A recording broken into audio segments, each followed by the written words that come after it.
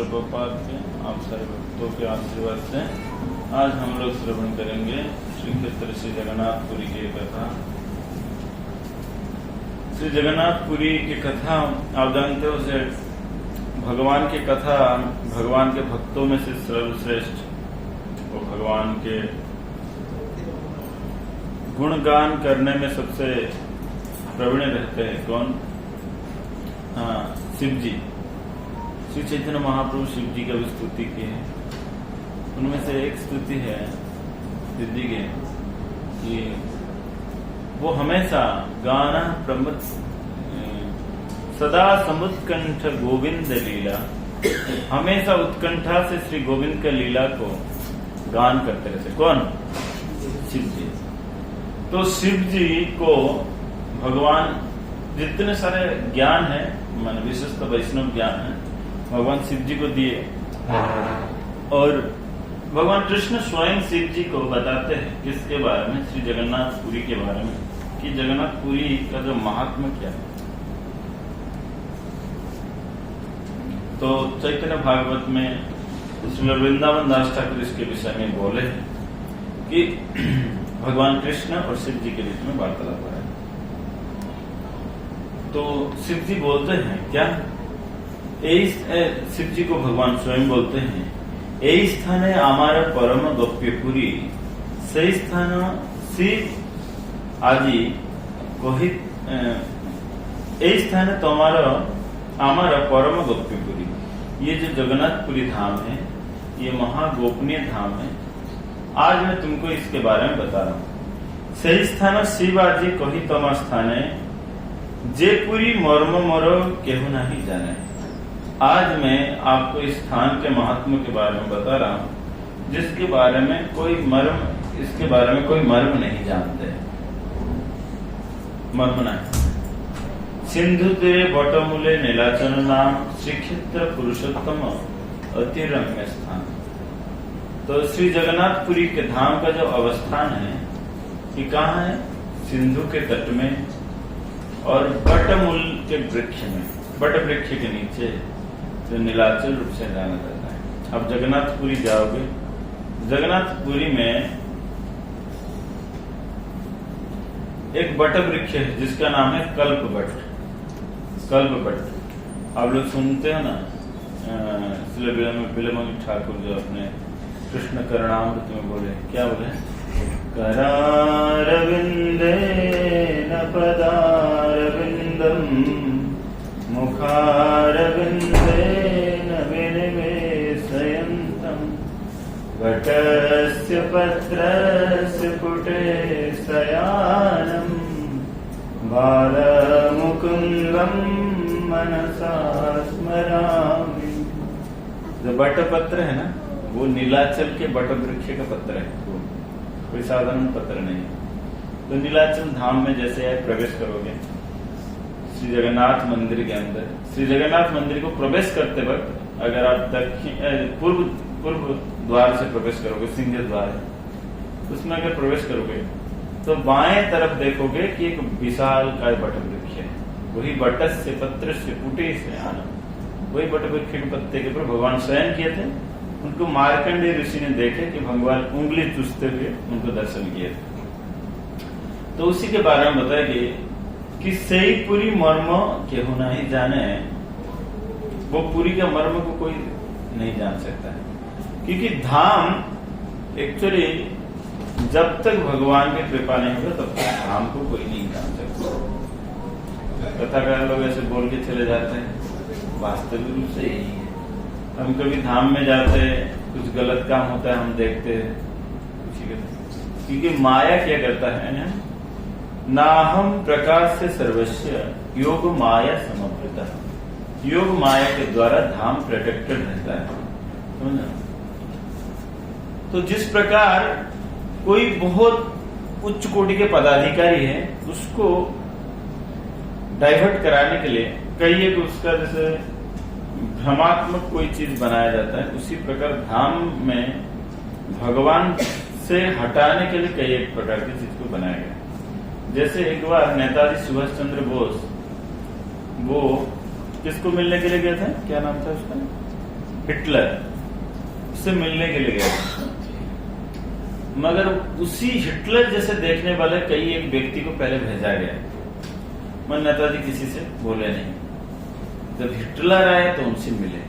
Hitler जैसे क्यों रखा गया था ना, अगर सामने वाला बंदा अगर कुछ गलत काम करे तो पता चल जाएगा। तो उसी प्रकार धाम में जो असली वस्तु को हमेशा छिपाया जाता है और जो नकली वस्तु को है उसको दिखाया जाता है। इसलिए कभी कभी हम धाम में जाते हैं, कोई गंदगी देखते हैं, सुअर देखते हैं, लोग अपने से आपस में झगड़ते हैं, गंदा काम भी होता है, शराब भी बेचते हैं और कई प्रकार की चीज खाते भी, ये सब हम धाम में देखते हैं। मगर वो सब क्या है ना, असली चीज को छिपाने के लिए, असली चीज को छिपाने के लिए, और जो नकली चीज है वो हम उसको देखते हैं। वैसे भी हम भौतिक प्राकृतिक चक्षु से देखते हैं। तो इसलिए शिव जी को कौन बता रहे हैं? स्वयं भगवान कृष्ण, कि सिंधु तीरे बटमूले नीलाचल नाम श्रीक्षेत्र पुरुषोत्तम अति रम्य स्थान। सिंधु के तीर में, कहा सिंधु मतलब है सागर के तट में, नीलाचल नाम से मेरे धाम का नाम जाना जाता है और उसको श्री पुरुषोत्तम क्षेत्र कहते हैं। कौन सा क्षेत्र? क्षेत्रों में से सर्वश्रेष्ठ पुरुषोत्तम क्षेत्र के नाम से उसको जाना जाता है। तो इस क्षेत्र का महात्मा क्या है न, अनंत ब्रह्मांड काले जखन संहारे तबु से स्थान किछु कोरिते न पारे। अनंत ब्रह्मांड जब आप जानते हो प्रलय होता है, ब्रह्मा जी का कई प्रलय है, तो जितने सारे प्रलय है, माने आत्यंतिक प्रलय को हो या ब्रह्मा जी का नैमित्तिक प्रलय को हो, कोई भी प्रलय में जब सृष्टि ध्वंस हो जाता है मगर उस धाम का ध्वंस नहीं होता। अनंत ब्रह्मांड काले जखन संहारे तबु से स्थाने किछु कोरिते न पारे।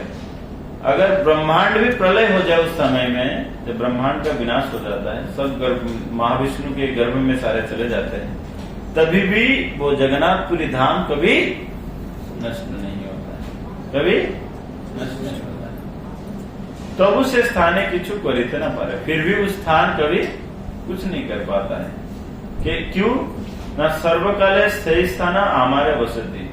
हर काल में, सत्ययुग कहो या त्रेताय कहो या द्वापर कहो या कलिकाल कहो, हर स्थान में आमार वसती, मैं हमेशा रहता हूँ। कहाँ रहता हूँ? वो जगन्नाथपुरी धाम में रहते हैं। प्रतिदिन हमारा भजन थी, तो हर दिन मेरा भोजन लीला वहां पे चलता है। कहाँ पे? जगन्नाथपुरी में प्रतिदिन भगवान को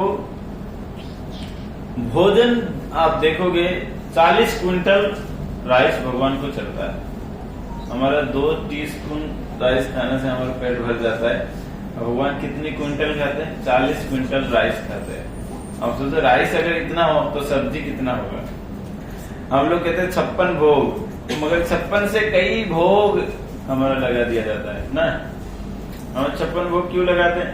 कि भगवान को 8 बार भोग लगता है। ऐसे नित्य लीला के अनुसार भगवान को 8 बार लगता है। और भगवान 7 दिन के लिए गिर गोवर्धन धारण किए और वहां पर तो कुकिंग नहीं कर सकते, इसलिए आप देख लीजिए हर दिन 8 बार लगेगा और 7 दिन लगने से कितना हो गया? 56 भोग लग गया।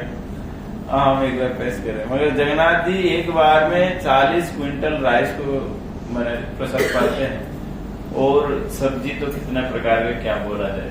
तो इसीलिए भगवान कहते हैं वो मेरे खाने का स्थान है। और उड़ीसा में भी ऐसे प्रवाद है कि आहार के ऊपर कभी प्रहार नहीं देते कोई। आहार मतलब जहाँ पर खाते हैं कोई व्यक्ति को, खाते व्यक्ति को मारना नहीं चाहिए ना।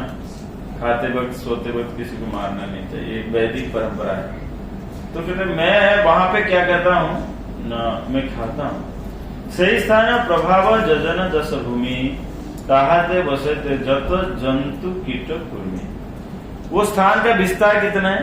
पूरी धाम का विस्तार कितना है? 10 योजन तक विस्तार है। कितना योजन?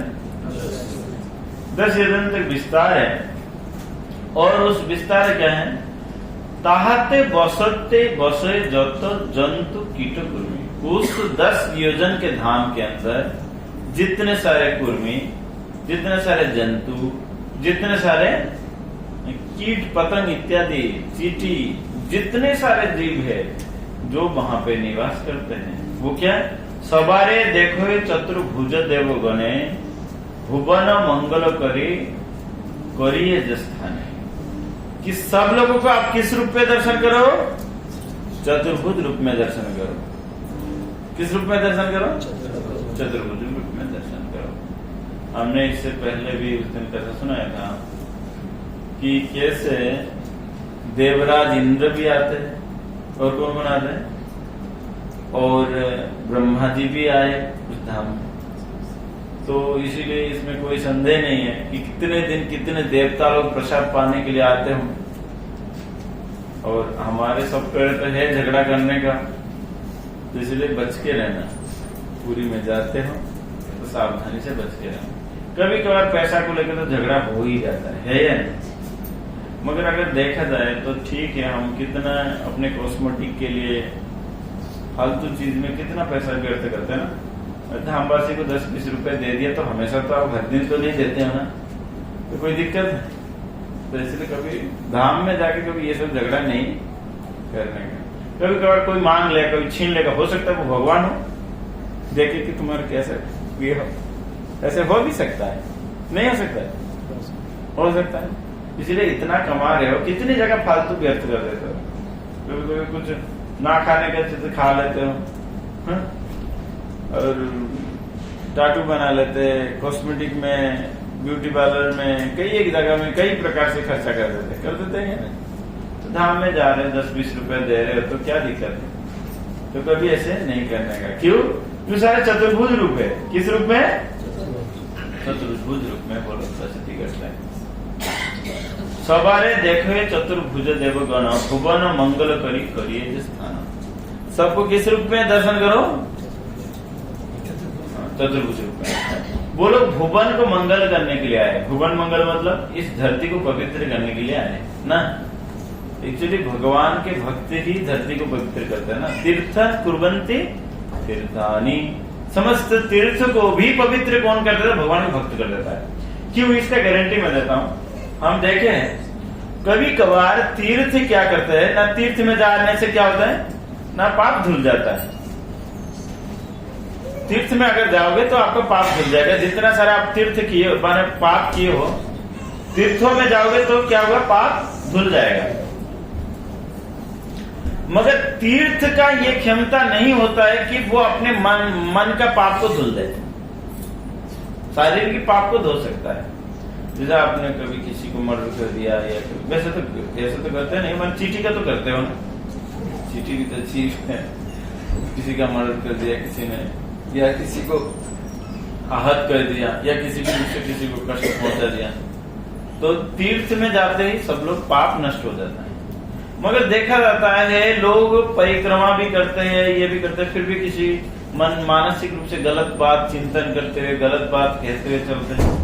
मगर जब साधु संग में रहते हैं, साधु संग में रहकर जब भगवान का कथा सुनते सुनते मन भी पवित्र हो जाता है। समझ रहे? इसलिए कहते तीर्थान कुर्वन्ति तीर्थानि।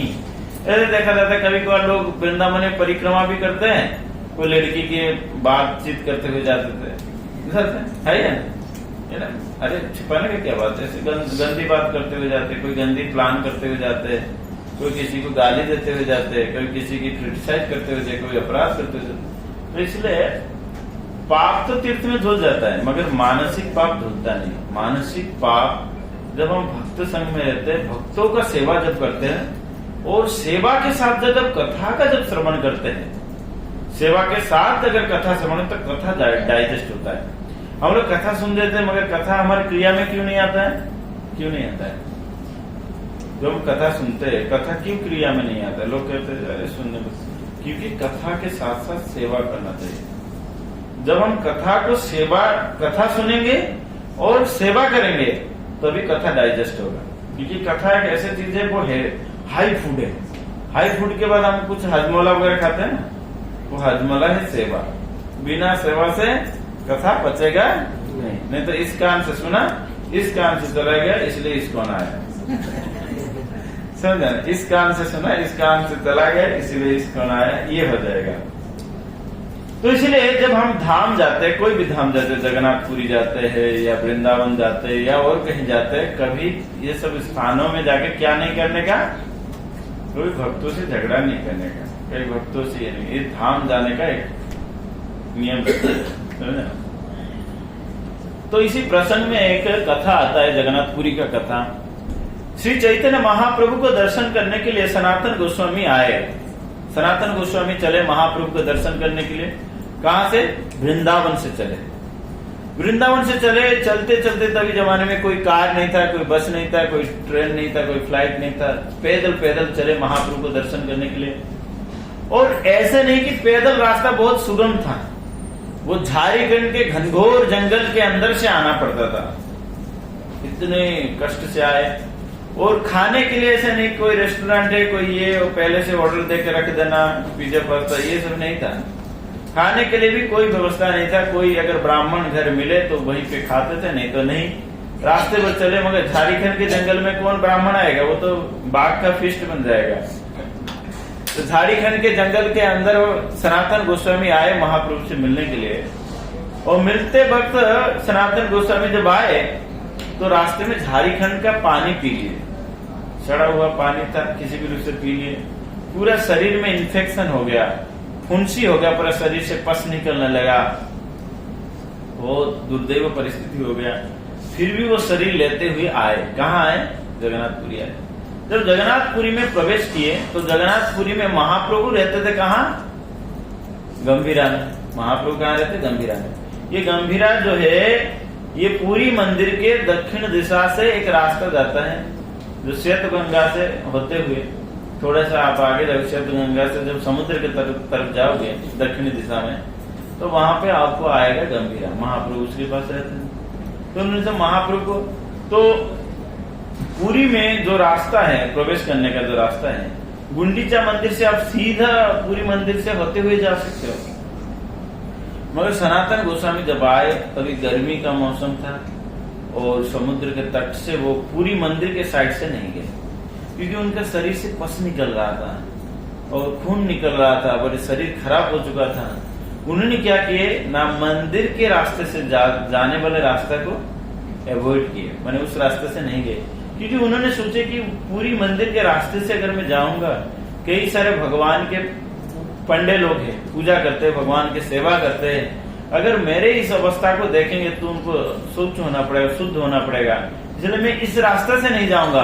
मैं किस रास्ते से जाऊंगा ना, उन्होंने वो मार्ग चयन किए कि जिस रास्ते से बहुत बालू तप्त था, एकदम पूरी के जो माने समुद्र भूमि है, समुद्र का जो तट है, उस रास्ते में दिन में दोपहर में बालू कितना तप्त हो चुका है, कोई पैर, कोई चप्पल नहीं, कोई कुछ नहीं।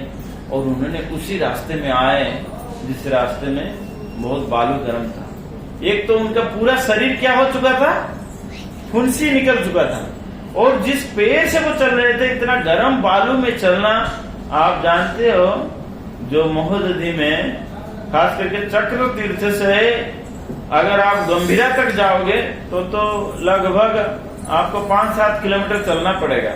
और 5-7 किलोमीटर इतना गर्म बालू में उन्होंने चले, क्योंकि पूरी वासी को कुछ कष्ट ना हो। क्यों? पूरी वासी को कुछ कष्ट ना हो। ये हमारे आचार्य लोगों ने हमको शिक्षा दी है। हम लोग क्या करते हैं ना, थोड़ा सा कुछ अगर कोई रिक्शा वाला अगर 10-20 रुपए ज्यादा ले लिया तो मार देते हैं। ऐसे नहीं करना चाहिए। वैसे जो लोग वृंदावन पहले बार जा रहे हैं या पूरी जा रहे हैं, तो कम से कम प्रयास ना करें। कई जगह में कई फालतू में पैसा इन्वेस्ट करते हैं, मगर कभी धामवासी को कभी कष्ट देने के लिए प्रयास ना करें। देखने में से और प्रयास करें। अगर वहां पे रह रहे हो तो क्या करोगे, रोज का मामला है तो सावधान बरतना है। क्या करना है, जितना हो सके उनसे ज्यादा कांटेक्ट नहीं करने का, या पहले से तय कर लो, पैसा का पहले से तय कर लो, ऐसे किसी भी रूप से बचो। समझ ना? क्यों? क्योंकि कहते हैं सवारे देखे चतुर्भुज मूर्ति। पूरी में जो निवास करते हैं सब कोई साधारण नहीं है, चतुर्भुज मूर्ति में। इसलिए जन्म जो होता है कोई साधारण नहीं है। भगवान कहते हैं अगर कोई व्यक्ति भक्ति करते करते भक्ति आधा अधूरा हो गया, भक्ति पूरा नहीं कर पाया, तो उसका हालत क्या होगा? अर्जुन बोलते हैं मैंने आधा भक्ति किया, फिर बाद में कहीं फंस गया, किसी मामला से फंस गया या और कुछ हो गया, तो वो व्यक्ति का क्या होगा? भगवान कहते हैं शुचिनाम श्रीमताम गे है कि वो व्यक्ति को शुचि माने बहुत पवित्र परिवार में जन्म दिया जाएगा, पवित्र स्थान में जन्म दिया जाएगा, बहुत पवित्र जगह में उसको जन्म दिया जाएगा ताकि उसका भक्ति को पूर्ण कर सके। इसलिए जो लोग धाम में जन्म लिए है वो कोई साधारण आत्मा नहीं है, भले ये वो करे या ना करे वो अप टू हिम, मगर वो कोई साधारण।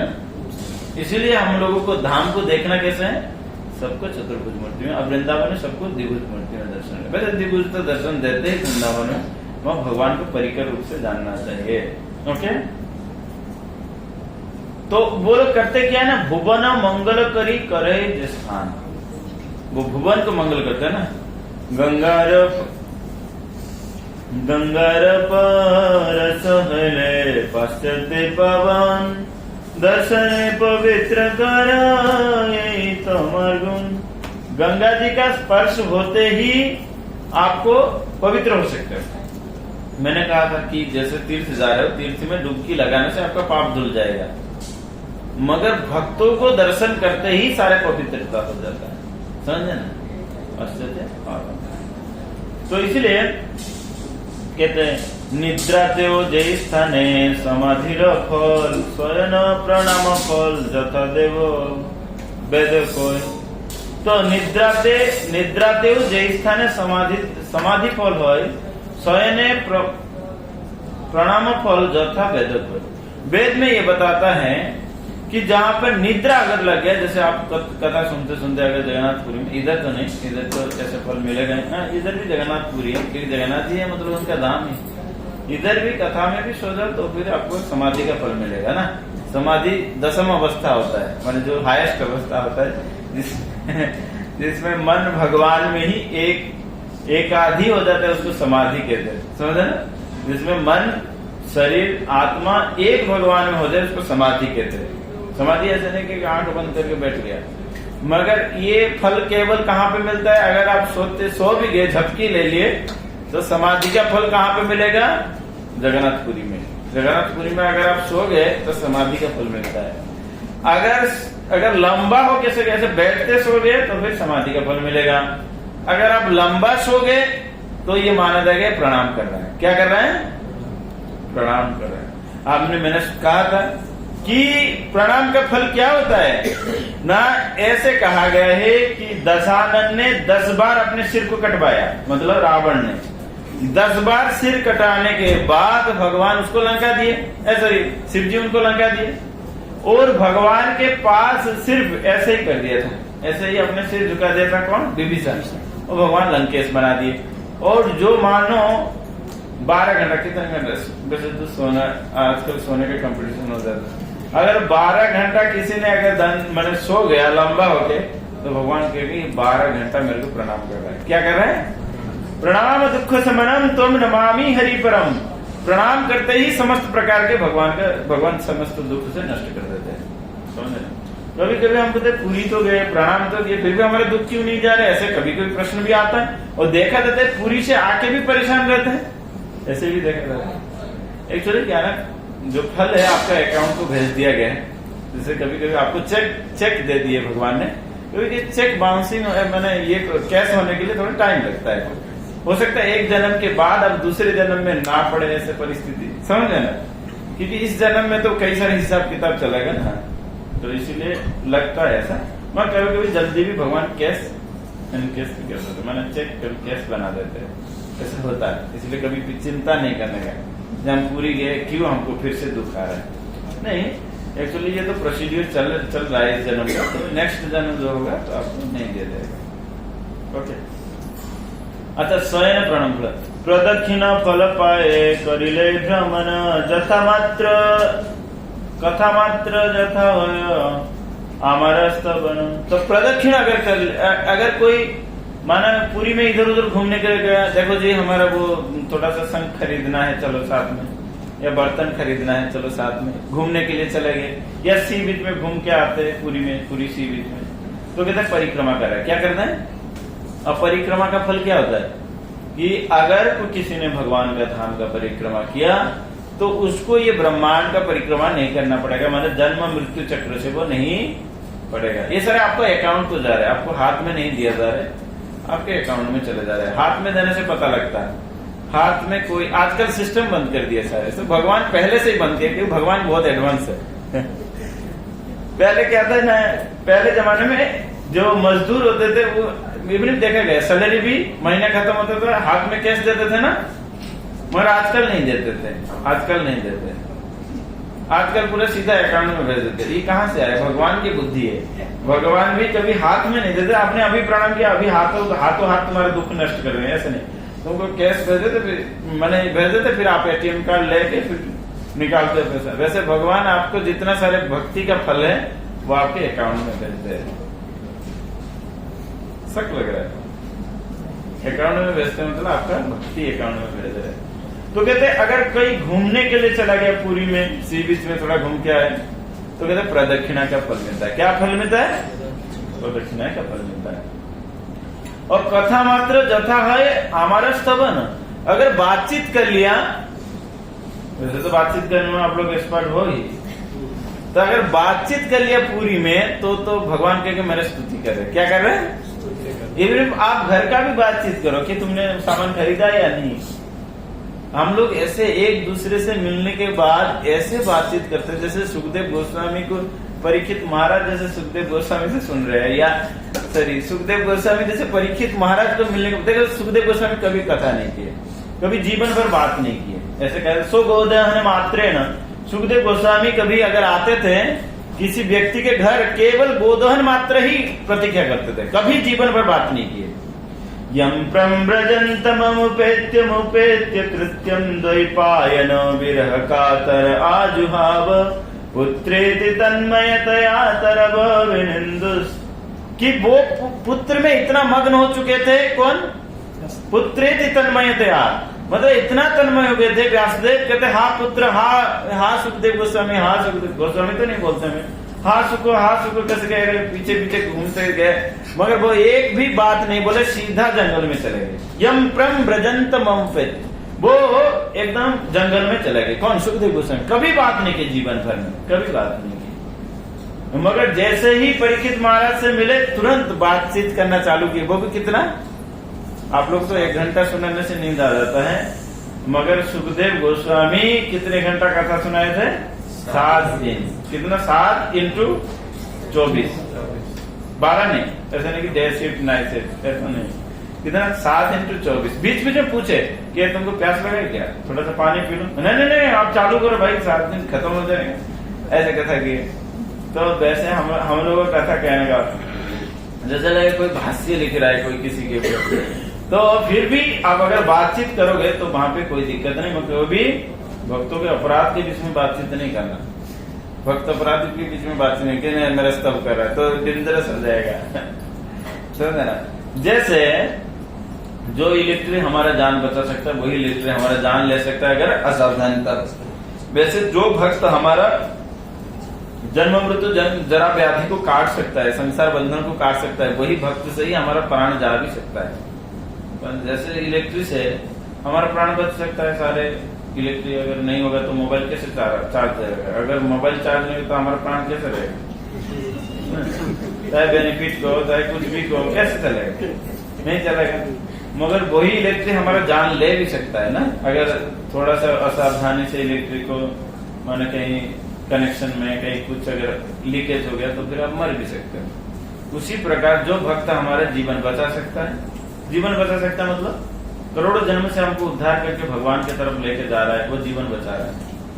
अब वही भक्त भी हमारा प्राण ले भी सकता है अगर थोड़ा सा सावधानी हो के हम वैष्णव जगत में किसी को अपराध कर दें। तो महाप्रभु कहते हैं यदि वैष्णव अपराध उठे हाथी माता उपाड़े व छिंदे तारे सुखे जाए पाता है।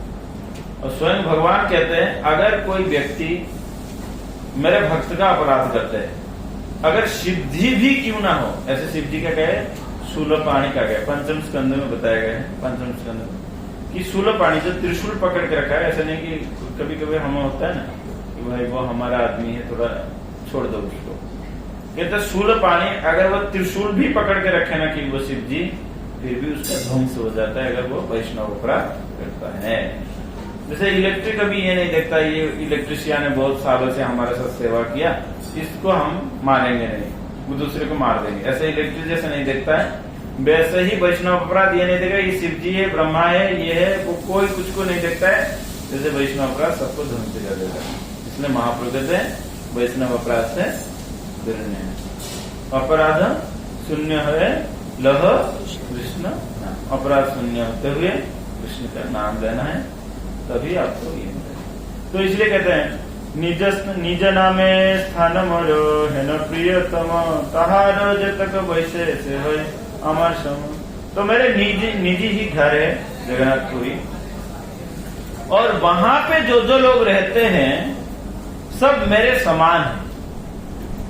भगवान के मुक्ति को 5 प्रकार में विभक्त किया है। क्या?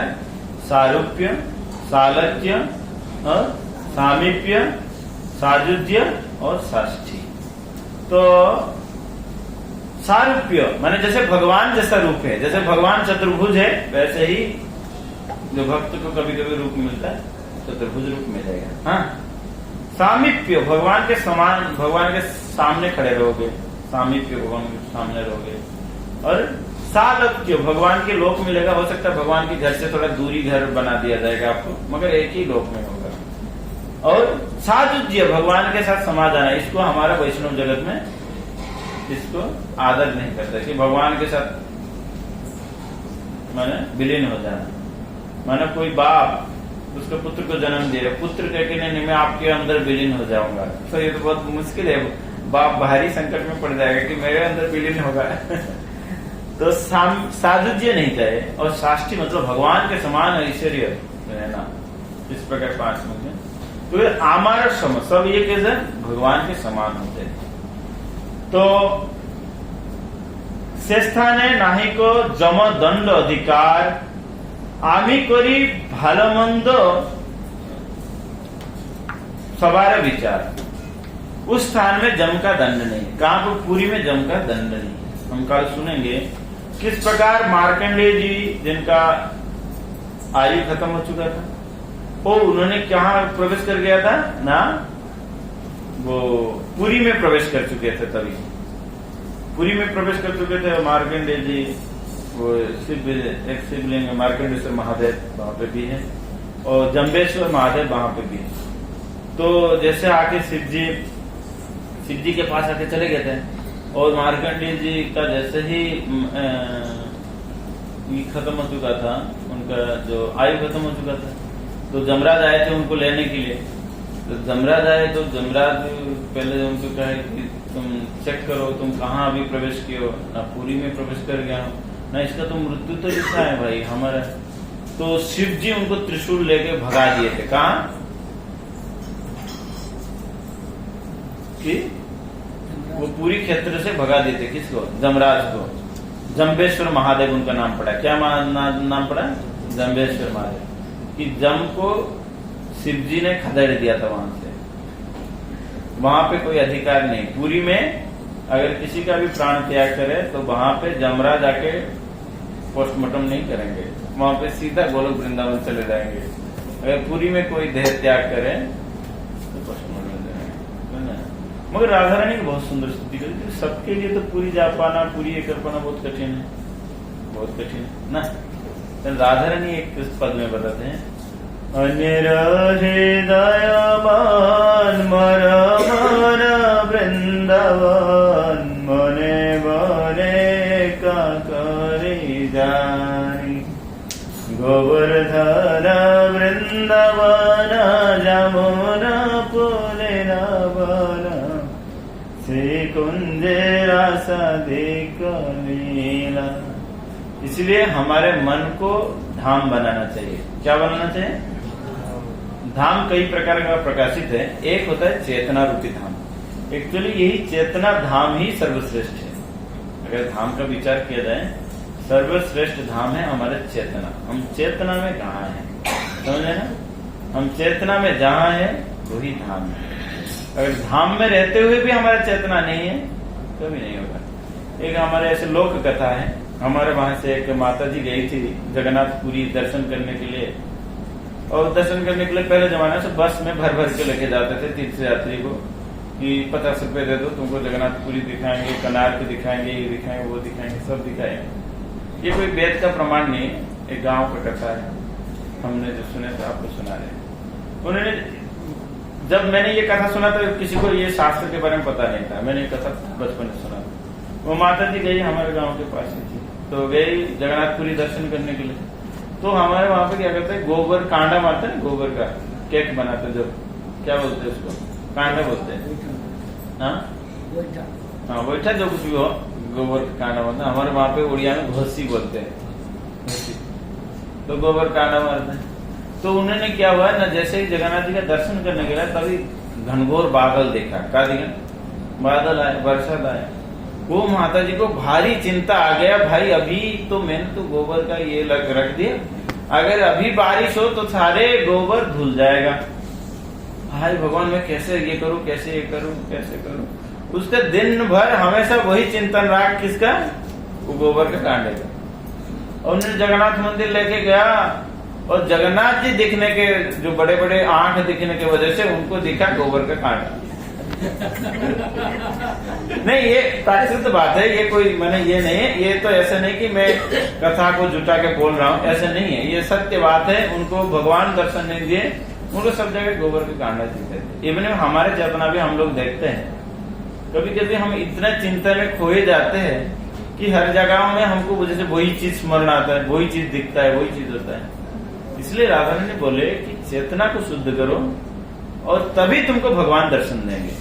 लोग कहते हैं हमको भगवान देखना है, भगवान देखना है, भगवान। अरे भगवान को कौन देख सकता है? 2 इंच का आंखों से भगवान को थोड़ी देखा जा सकता है। ऐसे कर्म करो कि भगवान आपको दर्शन दे। समझे? हमारे प्रभुपाद जी समझाते कि भगवान को देखोगे, कैसे भगवान को देखोगे? जब आंखों के अंदर ये पावर ही नहीं है, अगर लाइट बंद कर दो, अपने हाथ को ही हम नहीं देख पाते, तो भगवान को क्या देखेंगे?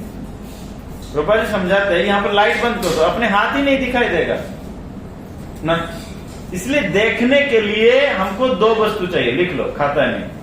देखने के लिए 2 वस्तु चाहिए, एक होता है रोशनी, एक होता है आंख। संत एव ही दृश्यते बहिर अर्क अवस्थितम, ये फंडामेंटल थ्योरी है। संत एव ही दृश्यते बहिर अर्क अवस्थितम। इसलिए हम लोग कहते हैं अज्ञानम तिमिरम दस्य, अज्ञान को अज्ञान रूपी अंधकार को तिमिरम धस्य, नष्ट कर दो। ज्ञानम जन शलाकया, ज्ञान रूपी आंख दो। देखने के लिए 2 वस्तु जरूरी होते हैं, एक होता है आंख, एक होता है रोशनी। अगर आंख है, रोशनी नहीं है, तो देख नहीं सकते। देख सकते हो प्रभु जी? अगर आंख है और रोशनी नहीं देगा, अगर आंख है आपका बहुत बढ़िया आंख है, और अभी सारे लाइट बंद हो जाएगा, ये कहाँ है, कोई कर सबसे मारपीट हो जाएगा, है या नहीं? ये साइंस है। और क्या चाहिए ना, मानो आपके पास आंख है और रोशनी नहीं है, तो वस्तु को नहीं देख सकते। अगर मानो रोशनी है और आपका आंख ही फूटा हुआ है, तो देख पाओगे? देख पाओगे? नहीं देख पाओगे। इसलिए कोई भी वस्तु को देखने के लिए 2 वस्तु का जरूरी रहता है, कि आंख और रोशनी। और जानते हो, ये दोनों वस्तु भगवान की कृपा से ही होता है।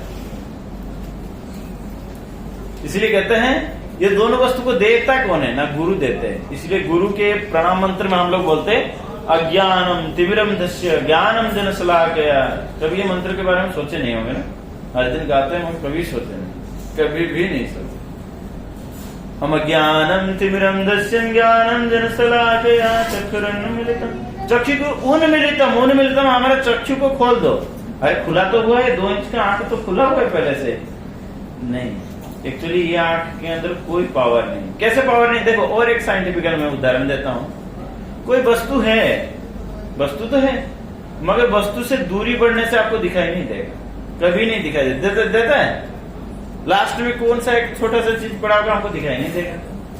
अगर भगवान से अगर आप दूर हो, तो चाहे कितना हो आंख फाड़ लो, तो फिर भी दिखाई नहीं देगा। इसलिए कहते हैं प्रेमांजन छुरित भक्ति विलोचनेन संत सदैव हृदयेषु विलोकयन्ते यं श्याम सुंदरम चिन्त्य गुण स्वरूपम गोविंदमादि पुरुषं तमहं भजामि। कि प्रेमांजन छुरित भक्ति, एक्चुअली अंजन होता है पहले जमाने, अभी भी ब्रज में हो या मुसलमान लोग आंखों में काजल लगाते हैं। काजल से सुरमा उसको बोलते हैं। काजल से आंखों का दृष्टि शक्ति बढ़ जाता है। अगर कोई व्यक्ति को प्रेम का काजल किसी ने लगा लिया ना, तो फिर क्या हो जाता है, उसके अंदर आंखों का दृष्टि शक्ति बढ़ जाता है। क्या हो जाता है? इसलिए हरि व्यापक हरि सर्वत्र समाना, प्रेम प्रकटे भय सब जग जाना। हरि तो सब जगह में है, अंडांतरस्थ परमाणु चयांतरस्थम। भगवान हर कण कण में है। भगवान किसी वस्तु में है, ऐसे इसमें है या नहीं है, ऐसा नहीं करना चाहिए। भगवान हर जगह में है, इसलिए भगवान सर्वव्यापक है। क्या नाम है? हर जगह में भगवान व्याप्त है। मगर प्रेम प्रकट है, केवल प्रेम से ही प्रकट हो जाते हैं। एक बार मैं प्रीचिंग कर रहा था, और प्रीचिंग करते करते क्या हुआ ना, मैं एक शराबी के हाथ में पड़ गया, और शराबी ने क्या कर लिया ना, मेरे उत्तरी को लेते हुए मेरे गले में, मैंने ऐसे, वैसे तो बोलना नहीं चाहिए, नहीं तो बेइज्जती जैसा हो जाएगा, फिर भी समझ लो, ऐसे उत्तरी में डाल रखा है और मेरे गले को ऐसे पकड़ लिया। उसने बोला कि, तो थोड़ा गंदी गालियां भी दिया। तो उन्होंने बोला कि कभी भगवान को देखा? इतना छोटा बच्चा घर द्वार छोड़ के क्या ये सब नाटक कर रहे हैं? कभी भगवान को देखा? कभी भगवान को दिखा मेरे को भगवान को। और शराब पिया था, नशा भी काफी तेज था, कुछ ये था। और दूसरा एडवोकेट लोग जो थे, वो एक्चुअली वकील था, तो कोर्ट में, मैं ज्यादातर कोर्ट में और मतलब स्कूल में प्रीचिंग करता था, मैंने भगवत गीता का। तो दूसरा लोग को उसको छोड़ दो छोड़ दो छोड़ दो, बाबा जी है भाई, छोड़ दो उसको। तो ऐसे मेरे को बोलने लगे। तो उन्होंने मेरे को बोले कि दिखा सकते भगवान को, तब तो थोड़ा थोड़ा नशा उतर जाता। मैंने कहा हाँ भगवान को तो दिखा सकता, आप देख सकते हो? उन्होंने बोला कि, मैं कहा चलो ठीक है, आप एक, मैंने उसको एक उदाहरण दिया, मगर भगवान की कृपा से वो सुना। मैंने बोला जैसे दूध होता है ना, दूध के अंदर घी है या नहीं? दूध के अंदर घी है, मगर घी दिखाई देता है? कभी घी दिखाई नहीं देता ना। मगर घी को अगर, दूध को अगर दही जमाओगे, दही को अगर मंथन करोगे, अब मंथने के बाद क्या होगा? मक्खन निकलेगा। अगर मक्खन को गर्म करोगे तो क्या निकलेगा? जैसे घी निकलेगा। मगर दूध के अंदर घी है, इसमें कोई असत्यता नहीं, मगर दिखाई देता है क्या?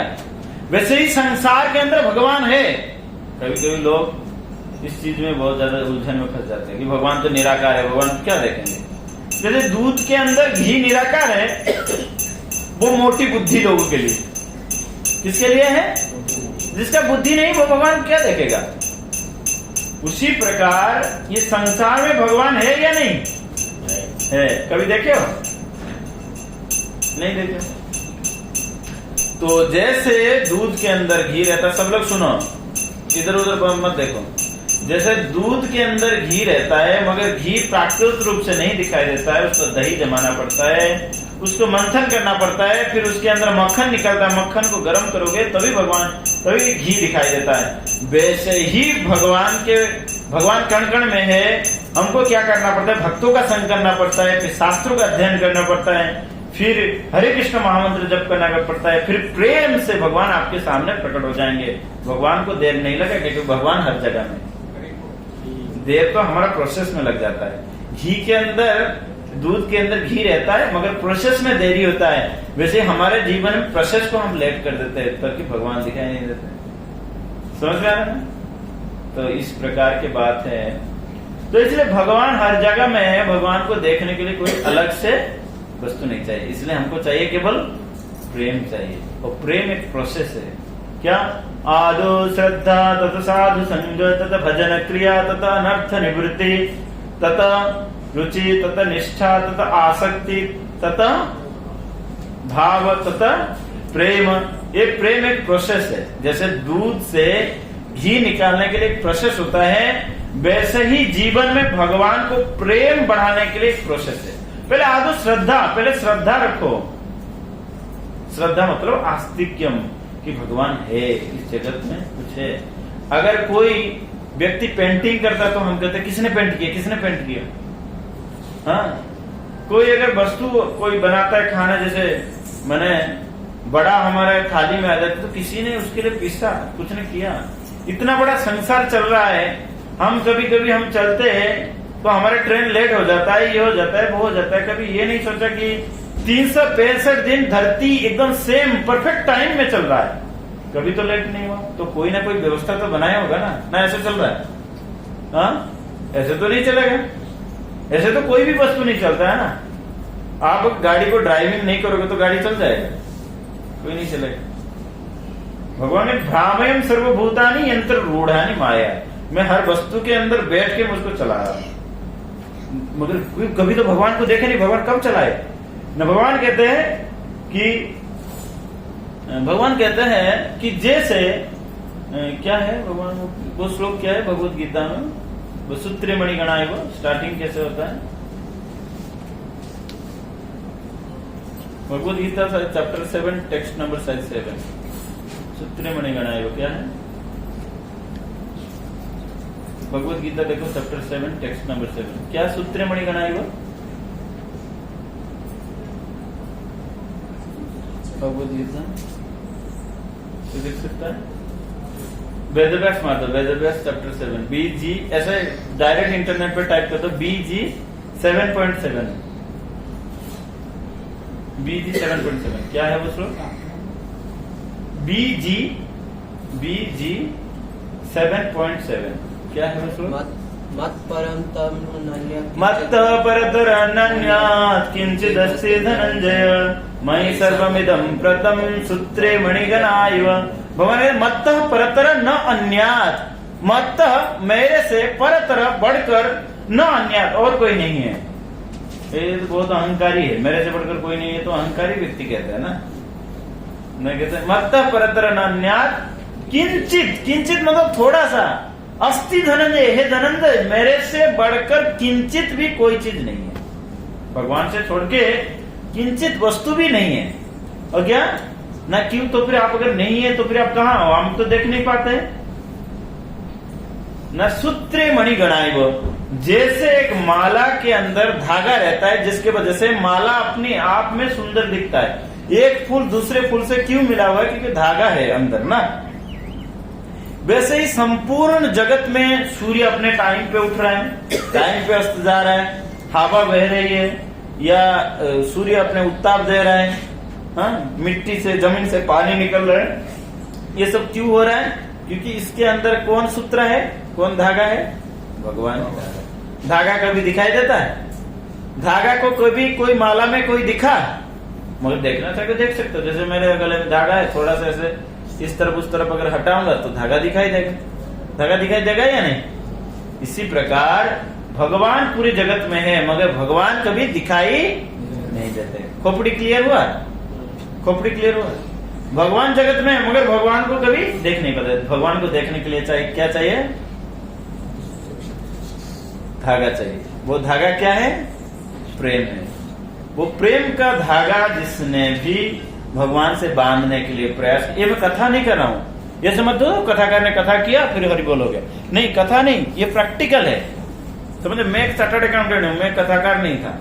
मैं ध्यान रखना, मैं कोई कंपनी में ऑडिट करता था मगर मैं इस भगवत गीता के फिलोसफी से कन्विंस हुआ तभी मैं भक्त बना, नहीं तो नहीं बनता। नहीं तो आपके तरह कहीं ऑडिट करता कोई कंपनी में। इसीलिए भगवत गीता में ये सिखाता है कि भगवान सब जगह नहीं दिखाई देता। जैसे भगवान स्वयं बोले कि मत परतर न न्यात् किंचित् अस्ति धनंजय मयि सर्वमिदं प्रक्त सूत्रे मणिगणा इव। जैसे धागा के वजह से सब मणि अपने आप में जुड़ित होकर रहता है, वैसे ही संसार इसीलिए चल रहा है क्योंकि आप एक फैमिली चलाने के लिए टेंशन हो जाता है ना। कोई हाथ दिखाता है, कोई पैर दिखाता है, कोई माथा दिखाता है कि हमारे देख लो कम से कम हम कैसे बच्चे कैसे दिए। भगवान पूरे ब्रह्मांड को चला रहे हैं, नहीं उसका तो मैनेजमेंट होगा ना, नहीं होगा, नहीं तो ग्रह अपने ग्रह में टकरा जाएगा, मर जाएगा कोई। आप गाड़ी कितने एक्सीडेंट हो जाता है, इतना बड़ा हाईवे बनाने के बाद भी कितने गाड़ी एक्सीडेंट हो जाता है। इतना सिग्नल, इतना ये ऐसे थोड़ी है कि अभी धरती जा रहा है सिग्नल रेड है तो उसके बाद ये गति करेगा, ऐसा तो नहीं हो रहा है। महाकाश में ऐसा हो रहा है? ऐसा तो नहीं है। फिर भी परफेक्ट वे में सब लोग परिभ्रमण करते हैं ना।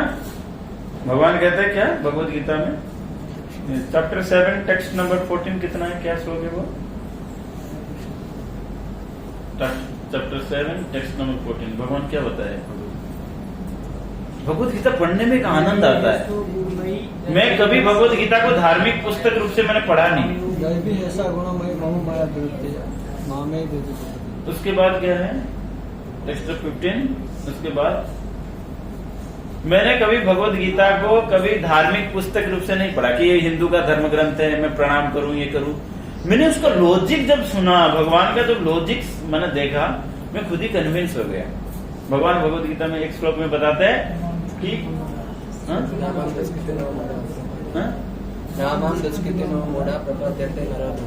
माया एक श्लोक में भगवान कहते भामयंस, भगवान कहते हैं कि एक श्लोक में भगवान कहता है कि इतने सारे ग्रह चंद्र सब घूम जो रहा है ये मैं ही घुमा रहा हूं। कौन घुमा रहा है? हर एक व्यक्ति जो लॉजिक देता है ना, तो लॉजिक कभी कोई आधा अधूरा है। भगवत गीता का जो लॉजिक है कोई आज तक काट नहीं पाए। आइंस्टाइन भी अपने दिमाग पर रख दिए। इसलिए जितने बड़े बड़े इंटेलेक्चुअल होते हैं ना, वो भगवत गीता को कभी नाकार नहीं कि ये तो इनका ग्रंथ है, हम क्यों पढ़े, इसको जला दो फेंक दो, हम क्यों पढ़े। सब लोग भगवत गीता के सामने घुटने टेक दिए। अगर भगवत गीता को कोई समझ गया तो इसलिए भगवत गीता रीडिंग हर दिन करना चाहिए। और ऐसे कहा गया, एक सूत्र फॉर्मूला बता देता हूं। अगर आपका कोई काम नहीं बन रहा है, कोई काम नहीं बन रहा है, कोई काम में जा रहा है, एक बहुत बड़ा फॉर्मूला बता देता हूं। अगर आपका कोई बात नहीं मान रहा है, मैंने आप ऑफिस में जा रहे हैं, आपको ये काम करना ही है, वो आपके बस में आए जरूर आए, तो आप एक काम करो, भगवत गीता का एक चैप्टर आप ये करके रीडिंग करके जाओ। उसको कहते हैं हम लोग पाठ कहते हैं। पाठ करके जाओ, किसी से बात मत करना। जो व्यक्ति से आपको काम है ना, वही व्यक्ति से सीधा जाके बात करो। अगर नहीं होगा तो मेरे पास फोन करके बताना। ये प्रैक्टिकल है, हमने देखा है। मैं जब मुंबई में एक बार कंकण भवन है, उसमें CBI डिपार्टमेंट है, क्राइम ब्रांच ऑफ इंडिया, उसमें मेरे एक बार बहुत बड़ा लेक्चर था, मगर उसमें परमिशन नहीं मिलता था। मैंने परमिशन CBI में जाना परमिशन परमिटेड नहीं है। तो मैंने उस दिन क्या किया, मगर बहुत इच्छा था कि वो मैं अटेंड करूं, वो सेमिनार को मैं अटेंड करूं, मैंने ISKCON की तरफ से। तो मैंने क्या किया, भगवत गीता को पढ़ के गया। वो किसी से बात नहीं किया, सीधा जाके उनसे बात किया और सीधा कन्विंस हो गया। जबकि कितने सालों से मैं प्रयास कर रहा था, मगर नहीं। ये मैंने एक छोटा सा उदाहरण दे रहा हूँ। आप कोई भी केस में भगवत गीता को पढ़ के जाओ, इसको कहते वशीकरण विद्या। हम लोग वैसे भक्ति में भी व्यवहार कर रहे हैं, तो आप उसके ऊपर अप्लाई करो, वो जरूर राजी हो जाएगा। मगर आप उस एनर्जी को रखना चाहिए। अब हर दिन अगर पाठ करो तो कितना एनर्जी बढ़ जाएगा। तो भगवान के लिए यूज करना, तो मैंने दूसरी चीज के लिए तो यूज करना अच्छा नहीं है, क्योंकि भगवान जब मिल जाएगा तो कौन और तो भगवान ये सारे बात बताएगा। तो इसी रूप से आप भगवान को दर्शन कर सकते हैं और इसी रूप से भगवान आ जाएंगे। ओके, वो कहाँ गया आपको लड़के कहाँ गया, कहाँ? तो इसलिए हम देखते हैं भगवत, तो इसलिए हम लोग देखते हैं कि भगवान को देखने में कोई दिक्कत है? आप लोगों को कोई दिक्कत है? समझ गए भगवान सब जगह में है, समझ गए? देखने के लिए अभी प्रेम बढ़ाओ। प्रेम कैसे मिलेगा? आदि श्रद्धा, पहले श्रद्धा शास्त्र के ऊपर, साधु के ऊपर श्रद्धा करना है। कभी कभी साधु ढोंग कर लेता है तो ये बड़ा मुश्किल होता है। इसलिए हमको शास्त्र को पहले देखना चाहिए कि साधु जो बोल रहा है अपने मुंह से बोल रहा है या शास्त्र को बोल के बोल रहा है, ये देखना है। आजकल के जमाने में सब लोग राधे राधे करेंगे, ये करेंगे वो करेंगे, मगर शास्त्र को नहीं मान